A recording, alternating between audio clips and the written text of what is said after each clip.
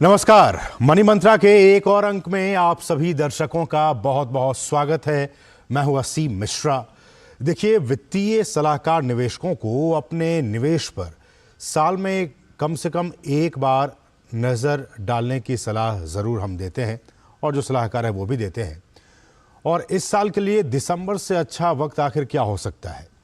अब बस कुछ ही दिन बाकी रह गए हैं। बस एक दिन बाद नया साल दस्तक देने वाला है और उससे पहले अपने निवेश पोर्टफोलियो को खंगाल कर आपको अगले साल बेहतरीन रिटर्न के लिए रणनीति तैयार कर लेनी चाहिए। अपने लक्ष्यों का हर साल जायजा लेने से आपको बेकार हो चुके पुराने लक्ष्य छोड़ने और समय के हिसाब से नए लक्ष्य तय करने का मौका मिल जाता है। कई बार ऐसा होता है कि हम जिस मकसद से निवेश करते हैं या फिर हम जो चाहते हैं कि हमें उस हिसाब से उसका रिटर्न मिले, कई बार किन्हीं परिस्थितियों की वजह से, किन्हीं कारणों की वजह से वो गोल हम अचीव नहीं कर पाते हैं। तो ऐसे में क्या हमें हमारे उस स्ट्रेटजी पर एक बार फिर से रिविजिट करने की ज़रूरत है क्या? एक बार फिर से हमें सोचने की ज़रूरत है क्या कि हमारा जो प्लान था, हमारा जो उद्देश्य था, क्या हम उसको फुलफिल कर पाएँ? और अगर नहीं कर पाए तो यही हम कह रहे हैं, और हमारा जो आज का विषय भी है कि अगले साल, नए साल में जो फाइनेंशियल प्लानिंग है वो कैसी होनी चाहिए। और उस लिए इस हिसाब से कि हम जब निवेश कर रहे हैं, चाहे वो किसी भी, चाहे वो शेयर मार्केट की बात हो, चाहे वो म्यूचुअल फंड की बात हो, या फिर कहीं भी जब आप निवेश करते हैं तो उस निवेश पर हमें एक बार फिर से रिविजिट, एक बार फिर से पुनर्विचार करने की ज़रूरत है कि क्या हमें उस हिसाब से हमें उसका बेनिफिट मिल रहा है कि नहीं। हम तमाम विषयों पर बातचीत करेंगे और आज के इस अंक में हम फाइनेंशियल प्लानिंग हमारी कैसी होनी चाहिए अगले साल में, हम इस पर विस्तार से बातचीत करेंगे। और अब से कुछ ही देर के बाद हमारे साथ एक ख़ास मेहमान भी जुड़ने वाले हैं। लेकिन उससे पहले हम आपको बता दें कि हमारा जो फाइनेंशियल प्लानिंग है, कई बार हम कहते हैं, इसको लेकर चर्चा भी होती है कि कम से कम जो जानकार है वो इस बात को कहते हैं कि ये देखिए कि नए साल में फाइनेंस को लेकर स्ट्रैटेजिक मानसिकता के साथ काम करने की ज़रूरत है। लॉन्ग टर्म स्थिरता और समृद्धि प्राप्त करने के लिए सही तरीके से फाइनेंशियल फैसले लेने की ज़रूरत हमें चाहिए। एग्रेसिव तरीके से ख़रीदारी, ये भी एक बहुत ज़रूरी है कि हम उन चीज़ों से बचें। इमरजेंसी फंड को नज़रअंदाज करने की गलती ना करें। हमेशा अपने पास इमरजेंसी फंड होने की ज़रूरत है। इन्वेस्टमेंट के संभावित लाभों को भी नज़रअंदाज ना करें। इन्वेस्टमेंट पोर्टफोलियो में डाइवर्सिफिकेशन भी बहुत ज़रूरी है, इससे फ़ायदा होगा। इन्वेस्टमेंट स्ट्रेटजी तैयार करने के लिए फाइनेंशियल एडवाइज़र से हमें परामर्श लेते रहना चाहिए। स्वास्थ्य की बात हो, संपत्ति की बात हो, लाइफ इंश्योरेंस की बात हो, ये सारी चीज़ों के लिए पर्याप्त कवरेज सुनिश्चित करें। नियमित रूप से अपनी पॉलिसीज़ को आप रिव्यू करते रहें। साथ ही साथ रिटायरमेंट प्लानिंग पर भी आप ज़रूर काम करें। हम आपको लगातार ये बता रहे हैं ग्राफिक्स के ज़रिए कि नए साल में किस तरह से हमें फाइनेंशियल प्लानिंग की ज़रूरत है। और चाहे वो एग्रेसिव ख़रीदारी की बात हो, हमें उससे बचना चाहिए। मोटा मोटी ये बात कि आपके इनकम क्या है और आपका खर्च क्या है, इसके बीच में संतुलन बहुत ज़रूरी है। आपके इनकम क्या है, आप उस हिसाब से अपने जो खर्चे हैं उसको, आप जो निवेश है उसको आप सही तरीके से स्ट्रेटजी के तहत बना सकते हैं। और जैसे कि हम आपको बता रहे हैं कि ये बहुत ज़रूरी है कि बिना मतलब की चीज़ें जो है वो आप खर्च ना करें। एग्रेसिव तरीके से ख़रीदारी करने की ज़रूरत नहीं है। कई बार लोग किन्हीं वजहों से एग्रेसिव शॉपिंग करने लगते हैं, जिससे कि आपकी जो गाढ़ी कमाई है वो यूं ही चली जाती है। इसलिए आप उससे बचें। और नए साल में, खासकर जब 2024 अब आने ही वाला है, दस्तक देने ही वाला है, हमें नए वर्ष में, नए वित्तीय वर्ष में, नए साल में हमें फाइनेंशियली हमें किन चीज़ों पर ध्यान देने की ज़रूरत है। हमें वो कौन कौन सी गलतियां हैं जो कि हमने 2023 में की, एक बार फिर से उन गलतियों को सुधारने की और 2024 में एक नए आशा और उम्मीदों के साथ आगे बढ़ने की ज़रूरत है। हमारे साथ इसी विषय पर बातचीत करने के लिए एक बहुत ही ख़ास मेहमान धीरेन्द्र कुमार जी, जो कि CEO हैं वैल्यू रिसर्च के, वो इस वक्त जुड़ चुके हैं। धीरेन्द्र जी, आपका बहुत बहुत स्वागत है सर। धन्यवाद असीम। और बस एक ही दिन बाकी है सर नए वर्ष में, तो आपको एडवांस में हैप्पी न्यू ईयर, आपको नए वर्ष की बहुत बहुत शुभकामनाएं। अब हमारे आपसे अगले दर्शक साल फिर हम आपसे बातचीत करेंगे। लेकिन धीरेन्द्र सर, बेसिक और बहुत ही मोटा सा सवाल कि जो गलतियां या फिर हम कह लें जो स्ट्रेटजी जो निवेश को लेकर हमने जो या फिर जो निवेशकों ने अख्तियार की होंगी 2023 में, अप्स एंड डाउन्स भरा साल रहा निवेश के लिहाज से भी, उन निवेशकों के लिए 2024 के लिहाज से 2024 में जो भी वैश्विक परिस्थितियां और देश की परिस्थितियां होंगी, उस हिसाब से आप इन चीज़ों के जानकार हैं, आपकी पहली सलाह क्या होगी? मेरी सलाह ये होगी कि अभी निवेशकों को पीछे जो कुछ भी हुआ, आपने कैसे बचत की, कैसे निवेश किया, कैसे पैसा डुबाया, कैसे पैसा बनाया, क्रिप्टो में लगाया, क्या किया, उसको भूल जाइए। गहराई से सोचिए कि आपको आपकी ज़रूरत क्या है, आप कितना कमाते हैं, कितना बचाते हैं, और कितना पैसा आपको लंबे समय के लिए आप लगा सकते हैं, कितने पैसे की जरूरत आपको निकट भविष्य में पड़ेगी। निकट भविष्य में जो जिस पैसे की जरूरत पड़ेगी उसको डेट फंड में लगाइए, बैंक में रखिए, सेविंग्स अकाउंट में रखिए। पैसा हमेशा इक्विटी में लगाइए। और इस आप कोई कोई चीज के बारे में अगर आप विचार नहीं करते हैं, अगर आप कोई जानकारी नहीं लेते हैं, अगर आप गेस नहीं कर पाते हैं कि लड़ाई बंद होगा कि खत्म होगा, आप गेस नहीं करते हैं कि भविष्य में हमारा जीडीपी ग्रोथ रेट क्या होगा, क्या कुछ होगा नहीं होगा, उनकी चिंता ना करें। आप केवल अपनी चिंता करें, और इस चिंता के आधार पे जो आप प्लान बनाएंगे उस पे आप उस पे आप कायम रह पाएंगे। और केवल आपको यही करना चाहिए। अगर आप ये और जो इक्विटी में लगाने वाला पैसा है वो निर्धारित कर लें कि वो लंबे समय का है और एसआईपी के जरिए आप लगा रहे हैं। अगर आप इक्विटी में डायरेक्टली लगा रहे हैं तो स्पेकुलेट मत कीजिए, आप एफ&ओ में मत जाइए, आप जिसको समझते नहीं है उसमें हाथ मत डालिए, क्रिप्टो में मत लगाइए। क्योंकि दोबारा से हम जिसकी बात कर रहे हैं, 2023 में सबसे बेहतरीन रिटर्न देने वाला जो एसेट है वो है बिटकॉइन। और बिटकॉइन लगाना उसका कोई आधार ही नहीं है, कभी ना कभी इसका नुकसान होगा। और इस लालच में ना पड़े, केवल इस बात पे देखें कि आप जो कर रहे हैं उसका कोई आधार हो। इक्विटी लंबे समय के लिए पैसा लगाएं और इसमें क्या होता है, और बिटकॉइन में जो वृद्धि देखी गई है, ये इस चीज के बावजूद कि बिटकॉइन से या क्रिप्टो से जुड़े हुए सारे महारथी अभी जेल में हैं फ्रॉड के चार्जेस पे। तो बड़ी हैरानी की बात है कि ये एक ऐसा जुआ खेलने का एक समवॉट लेजिटिमेट दिखने वाला एक चीज आ गया है जिसमें लोग और क्रिप्टो को लेकर धीरेन्द्र सर, तो गवर्नमेंट की तरफ से भी कुछ खास रूल्स ने अभी तक आए नहीं है। नहीं, गवर्नमेंट की तरफ से सीधा रूल आ गया कि जो अप्रिसिएशन होगा वो आपका इनकम माना जाएगा, उस पर टैक्स दे दीजिए। और इसके अलावा क्रिप्टो में अभी तक बिल्कुल ये निर्धारित हो चुका है कि क्राइम के अलावा और मतलब हमारे यहाँ अगर आप कोई पैसा रेमिट करना चाहते हैं तो विदेश में अगर आपको पैसा रेमिट करना है तो बिटकॉइन के जरिए आप कर सकते हैं। ये एक क्राइम और इलीगल सिंडिकेट को फंक्शन करने रेमिटेंस के तरीके के अलावा और कुछ है नहीं। और लेकिन यहाँ पे इतनी वृद्धि हो रही है और इसका कोई आधार नहीं है, तो लोगों को समझाना बड़ा मुश्किल होता है कि इनसे दूर रहिए।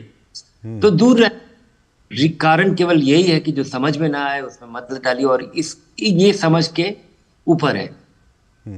ऐसे में धीरेन्द्र सर, क्रिप्टो तो एक बात हुई, लेकिन अगर शेयर मार्केट की बात की जाए, बहुत सारे जो मल्टी कैप फंड्स हैं उनमें लोगों ने निवेश किया, मिड कैप में भी, स्मॉल कैप में भी निवेश किया। इस 2023 की बात की जाए, आप चूंकि इन चीज़ों को बहुत करीब से जानते हैं धीरेन्द्र सर, आपके नज़र में 2023 में ऐसे वो कौन कौन से फंड्स रहे जिन्होंने कि बहुत अच्छा परफॉर्म किया, और क्या 2024 में क्या उसी को रिपीट वहाँ निवेश करने की ज़रूरत है, या फिर थोड़ा डाइवर्सिफाई करने की आपको लगता है कि ज़रूरत है निवेशकों को?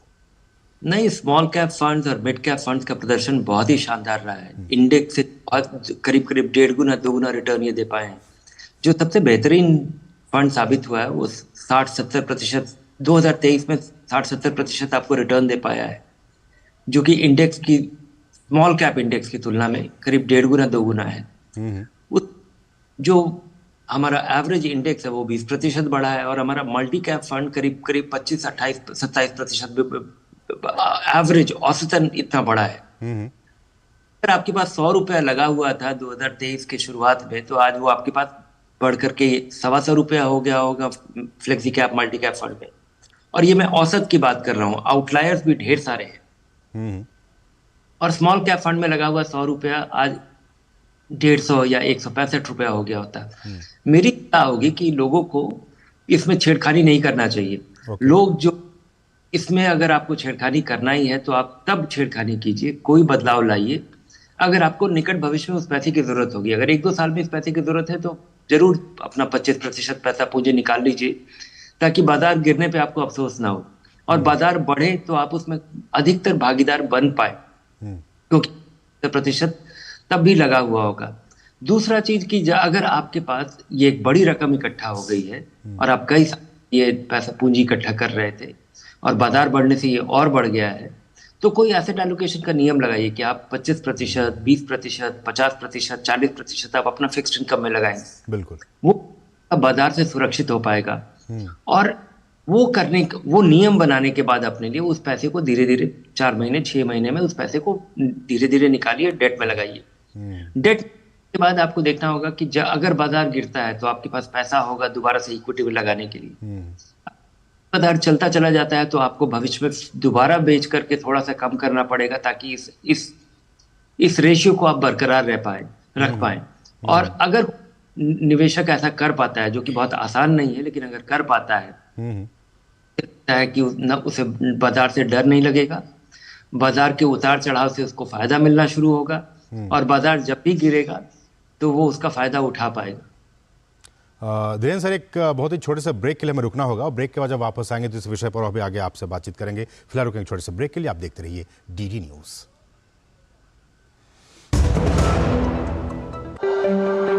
मेरे पास ऑलमोस्ट सभी तरीके के कस्टमर्स आते हैं, जो छोटा कारोबार करते हैं, दुकान वाले हैं, हाउसवाइफ्स हैं। तो वो लोग समझते हैं इस चीज़ को कि आज वो वर्किंग हैं, कल को जब वो वर्किंग नहीं रहेंगे तो उस कंडीशन पे उनका क्या होगा। तो इसीलिए रिटायरमेंट प्लान हमें पहले से ही लेना चाहिए कि हम अपने ओल्ड एज पर आकर उस रिटायरमेंट प्लान का फ़ायदा उठा सकें। अपने बेहतर कल को सुनिश्चित करने के लिए एनपीएस ज़रूरी है।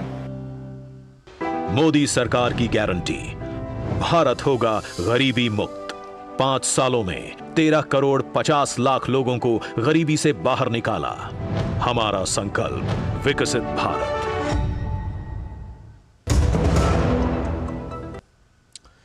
और ब्रेक के बाद आपका फिर से स्वागत है। आज हम बात कर रहे हैं कि 2024 जो कि बस दस्तक देने ही वाला है, आप जो निवेशक हैं उनके लिए किस तरह से वो फाइनेंशियल प्लानिंग करें ताकि उनके जो लक्ष्य हैं वो उसको फुलफिल कर सके। हमारे साथ खास मेहमान धीरेन्द्र कुमार जी इस वक्त लगातार बने हुए हैं। हमारे साथ धीरेन्द्र कुमार जी हैं, सीईओ, जो कि वैल्यू रिसर्च के सीईओ हैं। धीरेन्द्र जी, हालांकि ये कहना बहुत मुश्किल होता है, लेकिन फिर भी 2024 की बात की जाए, अगले साल की बात की जाए, नए वर्ष की बात की जाए, शेयर बाज़ार की चाल आप कैसे आंकते हैं, और जो नए निवेशक हैं वो किस तरह से इस चाल में अपने आप को वो अपना भागीदार बना सकते हैं?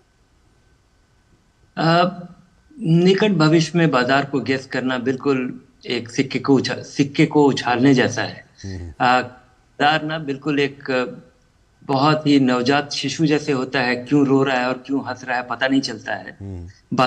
रोज अपना मूड बदलता है, और ये गेस करना बड़ा आप लोग तो मुश्किल सर है। जानकार हैं, चीज़ों को बारीकी से जानते हैं, फिर भी एक मोटा मोटी अगर बता सके पॉजिटिव या नेगेटिव क्या कुछ। लेकिन अगर ब्रॉडली अगर देखा जाए कि बाजार की दिशा क्या रहने वाली है, तो इस उतार चढ़ाव के बावजूद बाजार ऊपर ही जाएगा, अगर आप एक साल का नजरिया रखें। उसके कारण बड़े साफ है कि कंपनियों की आमदनी में अभी भी वृद्धि हो रहा है। बिल्कुल। अगर शेयर का दाम महंगा है, अगर बाजार महंगा है, तो आमदनी बढ़ने से वो दोबारा रीजनेबली प्राइस्ड हो जाता है। उसके अलावा जिस तादाद में पैसा आ रहा है, जिस तरह से भारत में अधिकतर लोग केवल बचत करते थे और बैंक में पैसा रखते थे, अब ये जो शिफ्ट होना शुरू हुआ है, ये एक बहुत बड़ा शिफ्ट है। उसके अलावा जो एनपीएस, जो कि हमारा जिसका प्रचार भी आ रहा है, जो हमारा स्पॉन्सर है, बिल्कुल, एनपीएस के जरिए भारी मात्रा में हर महीने पैसा आ रहा है। ईपीएफओ का प्रोविडेंट फंड, जहाँ पे प्राइवेट सेक्टर एम्प्लॉयज का पैसा इकट्ठा होता है, वहां से भी बाजार में पैसा आना शुरू हुआ है।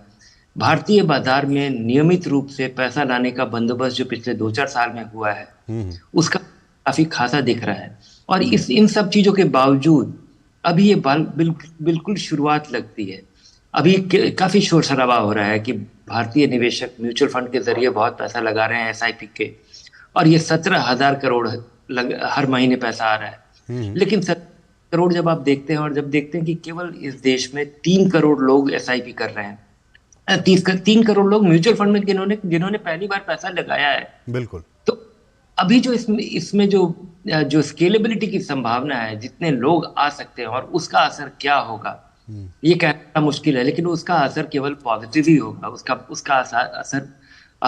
उसका असर ये हो सकता है कि कई बार बाजार महंगा हो जाए और वहां पे रिटर्न कम मिले, लेकिन उसके बावजूद बाजार गिरेगा नहीं।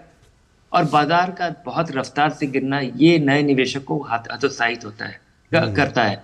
मुझे लगता है कि निवेशक को बड़ी निश्चिंता से, अगर आप किसी भी 4-5 साल के लिए आप निवेश कर रहे हैं, बड़ी एसआईपी की शुरुआत कीजिए, बाजार खुश होइए, और जब गिरे तब किसी तरह से पैसा इकट्ठा करके थोड़ा ज्यादा रकम लगाइए, क्योंकि अगर अवधि के लिए लगा रहे हैं तो आपका पैसा केवल ये आपके लिए एक अच्छी पूंजी इकट्ठा करने में काफी मददगार होगी। बिल्कुल बिल्कुल, ये कहना बिल्कुल सही कह रहे हैं कि ये बहुत मुश्किल होता है, लेकिन जो पैरामीटर्स हैं देश के अंदर, जो नीतियां हैं, उनको अगर देखा जाए तो लग रहा है कि सब कुछ ठीक रहेगा, स्थिर रहेगा, और जो निवेशक हैं वो उसमें निवेश कर सकते। हमारे साथ एक कॉलर जुड़ गए हैं, हमारे साथ KS रावत जी हैं, जो कि दिल्ली से ही इस वक्त हमारे साथ फोन लाइन पर मौजूद है। रावत जी, आपका स्वागत है, आप अपना सवाल पूछ सकते हैं। नमस्कार सर। सवाल ये था सर कि जैसे ये जो गवर्नमेंट की जो कंपनीज हैं जी, जिनमें कि गवर्नमेंट होल्डिंग 98 से लेके 99% है, जैसे FACT हो गया, कुछ बैंक हो गए, जैसे स्टील की कंपनीज हैं, और इन शेयर के दाम पिछले 3-4 साल में 10 से 12 गुना बढ़े हुए हैं।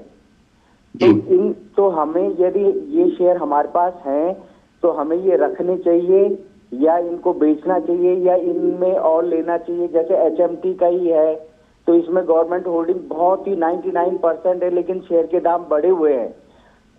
हालांकि गवर्नमेंट की एक फर्टिलाइजर कंपनी जो केरल की है, उसने तो अपने को 20 साल में बहुत टर्न आउट कर दिया, लेकिन शेयर के दाम लगभग वो FACT के 15 गुना बढ़ गए हैं। तो हमारा सवाल ये है कि इन कंपनियों के लिए, गवर्नमेंट की कंपनियों में हम कैसे इन्वेस्ट करें? ठीक है, धीरेन्द्र सर। PSU में लॉन्ग टर्म, अगर बहुत सालों के लिए देखें, जब से 1990 के दशक में जब से PSU के डिसइन्वेस्टमेंट की शुरुआत हुई, तब से इन कंपनियों में वृद्धि हुई है, इन कंपनियों का बड़ी हुई है, मुनाफा बढ़ा है, लेकिन स्टॉक इन्वेस्टर को वैसा फायदा नहीं हुआ है। और स्टॉक इन्वेस्टर को फायदा PSU में, सरकारी कंपनी में तभी होता है जब इन कंपनियों को लॉक स्टॉक बैरल बेचा गया है। अगर आप हिंदुस्तान जिंक देखें, पाल्को देखें, नाल्को देखें, तो आपको पता चलेगा कि वहां पे बहुत बड़ा वैल्यू अनलॉकिंग हुआ है। और बहुत सारी कंपनियों को सरकार ने डिसइन्वेस्टमेंट के पहले ही अभी बेच दिया है, जैसे एयर इंडिया हुआ, या ITDC के होटल्स, अलग अलग एसेट्स बेच दिए गए। PSU से बचे, क्योंकि PSU में जो पिछले 1-1.5 साल में जिस तरह की वृद्धि हुई है, ये बिल्कुल लिक्विडिटी के कमी की वजह से। अगर एक बड़ी सी कंपनी है, तरक्की कर रही है, उसमें वृद्धि हो रही है, लेकिन कुछ लोगों के नजर में आया और उनके कॉर्नर करने की वजह से ये पैसा, इनका शेयर काफी बढ़ा है। लेकिन इन कंपनियों का जो आउटलुक है वो अच्छा होने के बावजूद ये जस्टिफाई नहीं करता है कि इस रफ्तार से, और सरकार का बड़ा शेयर होल्डर होना अपने आप में एक बड़ा रिस्क है। ये मैं काफी, हालांकि ये स्थिति बदली है पिछले 2-4 साल में, लेकिन उसके बावजूद मुझे लगता है कि एक कंपनी को तेजी से, बढ़िया कारगर तरीके से चलाने के लिए एक प्रोफेशनल मैनेजमेंट और एक मालिक का होना भी उतना ही जरूरी है। और सरकार का मालिक होना ये खुशखबरी नहीं है। तो मुझे लगता है कि यहाँ पे, और जिस तरह का स्पेकुलेटिव अप्रिसिएशन देखा गया, इससे बचना चाहिए। ये तो बहुत ही नई बात आप कह रहे हैं सर। जो नए निवेशक है उनके लिहाज से मैं कह रहा हूँ कि वो तो चाह रहे हों कि जिनका मालिक खुद ही सरकार हो, ऐसे कंपनीज में शेयर तो लेना चाहिए, लेकिन आप कह रहे हैं कि इससे बचें। जी हाँ, क्योंकि ये जो स्टॉक मार्केट है और कंपनियों का जो मालिकाना हक है, उसमें लोगों का होना, उसमें लोगों को अप्रिशिएट और बिकॉज ये बहुत बड़ा हम एजेंसी रिस्क ले रहे हैं। हम अपनी पूंजी किसी को दे रहे हैं कि आप इस कारोबार को चलाइए, और ये चलाने वाला अगर सरकार है, तो सरकार अभी मेरे भरोसे के काबिल नहीं है। हालांकि सरकार की बहुत सारी कंपनियों में एडवांटेज है कि ये नेचुरल मोनोपोलीज रही हैं। अगर आप देखें कि आज भी अगर इस देश में तेल बेचा जा रहा है, अगर हम तेल खरीदते हैं, तो शायद 70-80% तेल हम सरकारी कंपनी पेट्रोल पंप से ही खरीदते हैं। और इसके बावजूद यहाँ पे उस तरह का रिटर्न नहीं मिल पाया है निवेशकों को। हालांकि कंपनियों के कॉम्पिटेंस के बारे में, इफिशिएंसी के बारे में मुझे कोई डाउट नहीं है। शेयर होल्डर के रिटर्न जनरेट करने का पोटेंशियल जो है वो कंपनियों ने साल दर साल पिछले 20-25 साल में ये साबित नहीं किया है। तो ये बहुत जी एयरटेल और रिलायंस कम्युनिकेशन इतनी बड़ी कंपनियां हो गई टेलीकॉम के बूम में, और इस अवधि में बीएसएनएल और एमटीएनएल एक सिक कंपनी में हो गई। तो इन चीजों का फायदा उठा पाना और उसके लिए एक निम्बल मैनेजमेंट का होना, एक प्रोएक्टिव मैनेजमेंट का होना, आजादी से ऑपरेट करना, और बिल्कुल इसको मैक्सिमाइज कर, शेयर होल्डर के रिटर्न को मैक्सिमाइज करने के लिए हर स्टेप रोज सुबह लेना, उसमें मुझे लगता है कि सरकारी कंपनियों में उतनी सक्षम नहीं है। सरकारी वेल मैनेज्ड है जब तक कि उनको पता रहे कि एक ही चीज करना है, और जब तक कंपटीशन नहीं आता है। कंपटीशन की भावना बहुत ज़रूरी है, जो प्रोफेशनल तरीके से मैनेजमेंट है वो भी बहुत ज़रूरी है। हमारे साथ एक कॉलर जुड़ गया, हम उनके पास आएंगे, लेकिन उससे पहले रुकेंगे बहुत ही छोटे से ब्रेक के लिए। ब्रेक के बाद जब वापस आएंगे तो हम अपने कॉलर के पास चलेंगे, फिलहाल रुकेंगे छोटे से ब्रेक के लिए। मेरा काम वाइंडिंग का है, रिपेयरिंग का करता हूँ, मजदूरी का लाइन है। अब आज तो मेरा शरीर काम कर रहा है, कल मेरा शरीर नहीं काम करेगा तो मुझे कौन सपोर्ट करेगा? पेंशन नहीं है तो जीवन नहीं है। फिर ये ऐसा है जैसे शरीर के अंदर खून का होना, अगर खून नहीं है तो शरीर बेकार है। एनपीएस में जो मेरी आमदनी है उसमें मैं थोड़ा थोड़ा जमा कर लेता हूँ, और मुझे पूरा यकीन भी है कि मेरा बुढ़ापा सही कटेगा पेंशन के थ्रू। अपने बेहतर कल को सुनिश्चित करने के लिए एनपीएस जरूरी है। और ब्रेक बाद आपका फिर से स्वागत है। आप देख रहे हैं मनी मंत्रा। मनी मंत्रा के आज के अंक में बात कर रहे हैं फाइनेंशियल प्लानिंग की। हमारे साथ एक कॉलर जुड़ चुके हैं, हमारे साथ सुमित जी है जो कि रायपुर से इस वक्त फोन लाइन पर मौजूद हैं। सुमित जी, आपका स्वागत है इस कार्यक्रम में, आप अपना सवाल पूछ सकते हैं। जी, मेरे पास 2 PSU स्टॉक्स हैं, REC लिमिटेड, SJVN, दोनों में 100% से ज्यादा मुनाफा कमा लिया हूँ, बट एब्सोल्यूट टर्म्स में बहुत ज्यादा नहीं है, करीब 1.5 लाख बस मुनाफा है। और ना ये है क्योंकि आपकी आवाज़ सुमित जी ठीक तरीके से नहीं आ रही है, नेटवर्क प्रॉब्लम होने की वजह से मेरे ख्याल से। अब असीम, मैं अपने को एक चीज और बताना चाहूंगा कि इस तरह के पब्लिक प्रोग्राम में इंडिविजुअल स्टॉक्स के बारे में सवाल ना पूछे, हम जवाब नहीं देना चाहेंगे और ना हम देंगे। लेकिन कई बार जो लबोलुबाब ये कि कई बार एब्सोल्यूट टर्म में उतने बेनिफिट आपको नहीं दिखाई देते हैं, जैसे उन्होंने कहा कि 100% तो दिखा रहा है प्रॉफिट, लेकिन एब्सोल्यूट टर्म में उतने पैसे उनके नहीं आ पाए हैं। इसके पीछे क्या रीज़न आपको लगता है? नहीं, ये किस कंपनी के बारे में बोल रहे थे असीम? ये कोई प्राइवेट है सर, REC गवर्नमेंट के हैं? नहीं, ये निर्भर करता है कि ये किसकी बात कर रहे हैं। कब हो सकता है कि ये कोई, क्योंकि इन कंपनियों में भारी वृद्धि हुई है, ये कंपनियां मुनाफा भी कमा रही थी, है अपना उसमें वृद्धि भी कर रही है, लेकिन एब्सोल्यूट और रियल टर्म्स में ये देखें कि आप किस तरह का पोर्टफोलियो ट्रैकर यूज कर रहे हैं, वहां पे क्या एनुअलाइज रिटर्न दे रहा है कि आप इनका सवाल जब मुझे बारीकी से नहीं लेकिन जी लेकिन धीरेन्द्र सर, चाहे जैसा कि आपने पहले ही कह रखा है कि इस तरह के जो सॉवरेन, जो गवर्नमेंट वाले जो हैं, उसमें कई बार चूंकि प्रोफेशनल तरीके से कॉम्पिटिटिवनेस की भावना नहीं होती है, और जो प्राइवेट कंपनीज हैं उनके अच्छे परफॉर्म होते हैं, और हम देखें 2023 में भी और बीते सालों में भी हमने देखा है। ऐसे में 2024 के लिहाज से अगर देखा जाए धीरेन्द्र जी, तो आने वाले वर्षों में चाहे वो हाइब्रिड फंड की बात हो, इंडेक्स फंड की बात हो, डेट फंड की बात हो, इक्विटी की बात हो, कैसी चाल आप देख रहे हैं अगले साल? नहीं, मुझे लगता है कि बाजार में वृद्धि होगी, और बाजार में बहुत सारे लोग कह रहे हैं कि बाजार बड़ा महंगा है। बाजार अपने शिखर पर है, बाजार अपने नए हाइट पे है, और बाजार अपने पीक पे होता है। तो बाजार को, मुझे लगता है कि अगर स्टेडी तरीके से चलता रहे तो बाजार को हमेशा ही पीक पे रहना चाहिए, अगर हमारे यहाँ कंपनियों के कारोबार में वृद्धि होती रहती है। और अगर कंपनियों के कारोबार में वृद्धि होती रहेगी तो मुझे नहीं लगता है कि किसी तरह से आपको, क्योंकि ये बाजार बहुत महंगा नहीं है। अगर हम पिछले तरीके से भी देखें तो शायद वहां पे होगा रिलेटिव टर्म्स में, अर्निंग्स के टर्म्स में। और जिस तरह का डायनामिक्स और जिस तरह का ऑप्टिमिज्म भारतीय बाजार में दिख रहा है, और दुनिया के कॉन्टेक्स्ट में जिस तरह से दुनिया भर में लोग इतने आशान्वित नहीं है जितना भारत के पोटेंशियल के बारे में और भारत के रिटर्न के और ग्रोथ के बारे में है।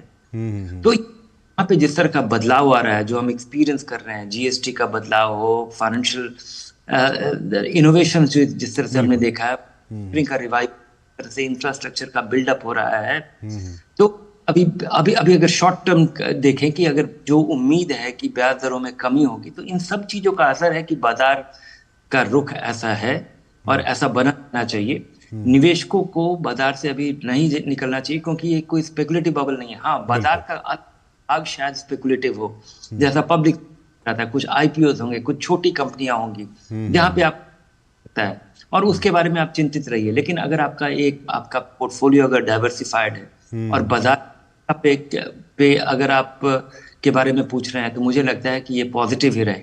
चलिए, आखिर में सर छोटे छोटे कमेंट्स की प्रॉपर्टी में निवेश के लिहाज से 2024 पेंशन आपने कहा कि वो भी ज़रूरी है उस हिसाब से, और साथ ही साथ सोवरेन गोल्ड बॉन्ड के लिहाज से कैसा रहेगा अगले साल 2024? प्रॉपर्टी के बारे में मेरी सलाह यही होती है कि अगर आपके पास घर नहीं है तो घर खरीदिए, प्रॉपर्टी में मत कीजिए।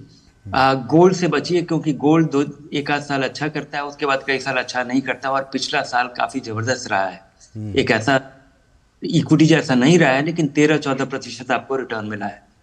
और लंबे समय का पैसा इक्विटी में स्टडीली लगाते रहिए। फिक्स्ड आपको अभी फिक्स्ड इनकम फंड्स में आपको थोड़ा सा नुकसान होगा, थोड़ा फायदा होगा अचानक, और मामूली सा बेहतर फायदा होगा, क्योंकि जब ब्याज दरों में कमी आती है तो बॉन्ड के दाम बढ़ते हैं, और उसका असर हमारे यहाँ medium term long term bond fund में दिखेगा। लेकिन उसका है, क्योंकि लंबे समय का जो पैसा है वो इक्विटी में होना चाहिए, इस उतार चढ़ाव के बावजूद। तो समय इतना ही है। बहुत बहुत शुक्रिया धीरेन्द्र जी हमारे साथ जुड़ने के लिए और इस विषय पर बातचीत करने के लिए आपका बहुत बहुत शुक्रिया। तो उम्मीद करें कि जो अगला साल 2024 है, नया साल, वो आप सभी के लिए बहुत ही खुशमय हो। आप खुश रहें, आप स्वस्थ रहें, और जो निवेश है वो आप करते रहें, क्योंकि जैसा कि लगातार हमारे मेहमान भी बता रहे थे, और जो जितने भी फैक्टर्स हैं, बेसिक फैक्टर्स ग्रोथ के, वो सारे फैक्टर्स पॉजिटिव दिशा में आगे बढ़ते नजर आ रहे हैं। इसलिए भी कहा जा रहा है कि जो आने वाला वर्ष है वो निवेशकों के लिहाज से भी बहुत अच्छा रहने वाला है। तो आपसे अब अगले साल नए वर्ष में मुलाकात होगी। तब तक के लिए मुझे और हमारी पूरी टीम को दीजिए अनुमति। नमस्कार।